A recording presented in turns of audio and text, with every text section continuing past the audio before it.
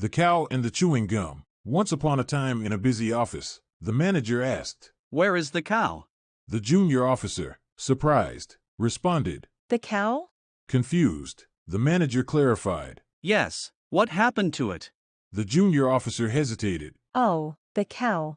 It was clear that he had forgotten about the task given to him 2 days prior. Unfazed, the manager insisted. "I told you it needs to be in the lobby by noon." Doubtful, the junior officer returned to his desk, muttering. I didn't think he was serious. Overhearing the conversation, the accountant chimed in. Wait, a real cow? As the junior officer nodded, the perplexed accountant exclaimed. "Yes, a cow, a real, living cow. Now, follow me." The junior officer glanced towards the doorway and noticed the office assistant leisurely picking his nose on a rickety stool. Nat Warlow, you too. The junior officer called out. As they descended the stairs, they came across the cleaner who was absent-mindedly counting on his fingers. The assistant quickly grabbed his hand and redirected him, persuading him to join the cow hunting expedition. The trio embarked on their quest for a cow, pondering where they might find one. While passing through a bustling marketplace, the assistant remarked, I see 2 cows here every day. Is today a holiday? The junior officer speculated. Perhaps they're at the fair. The assistant countered. That was last week. Let's search near the station.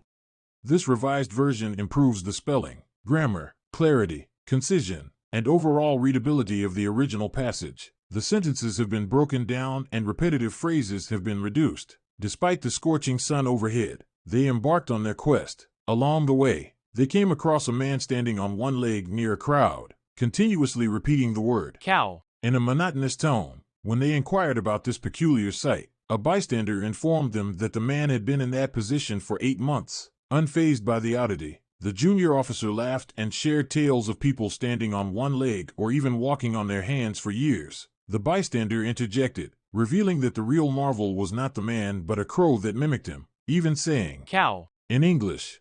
The junior officer was unbothered by the strange sight and proceeded to share stories of individuals who had managed to balance on one leg or walk on their hands for extended periods of time. However, a bystander interrupted and pointed out that the true spectacle was not the man himself, but rather a crow that imitated his actions flawlessly, even uttering the word "Cow" in perfect English. Suddenly, the church bells rang, signaling noon. In a trance-like state, the trio left the crowd and continued their search. Eventually, the assistant spotted a strong, milk-white cow rubbing against a banyan tree. With excitement, they approached, only to realize that the cow appeared to be untethered and stray. Undeterred, they managed to tie a rope around her neck. The assistant quickly gathered leafy twigs as makeshift food, believing that the cow would eat them. However, the cow promptly spat them out, showing no interest. Undeterred, they continued to lead the cow towards the office, encountering some amusing mishaps during the journey. When they arrived at the office lobby,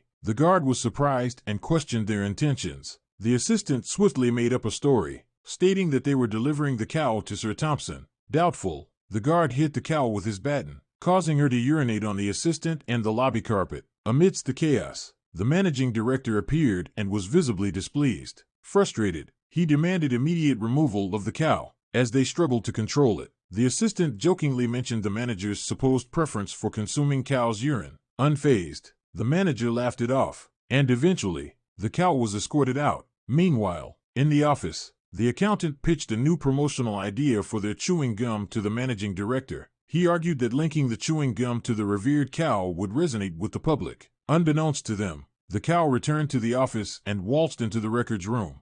In the office, the accountant presented a fresh promotional idea for their chewing gum to the managing director. He suggested that associating the chewing gum with the esteemed cow would appeal to the public. Unbeknownst to them, the cow made its way back to the office and gracefully entered the records room. Curiously, a cow discovered a file and started chewing on it. When the manager found out, he panicked and instructed the assistant to retrieve the partially eaten file. Fortunately, it was an old and unimportant correspondence. To cover up the incident, they decided to blame mice if anyone asked. Upon returning to the office, the junior officer confronted the accountant regarding the secret ingredient of the chewing gum, cow's intestines. This disclosure greatly disturbed the accountant, who viewed it as an affront to Hinduism. He expressed his anger during a sermon, which sparked a public outcry against the chewing gum company. During the protests, the office had to close. The managing director hastily left, leaving the employees to deal with the aftermath. The chewing gum company, which had once held great promise,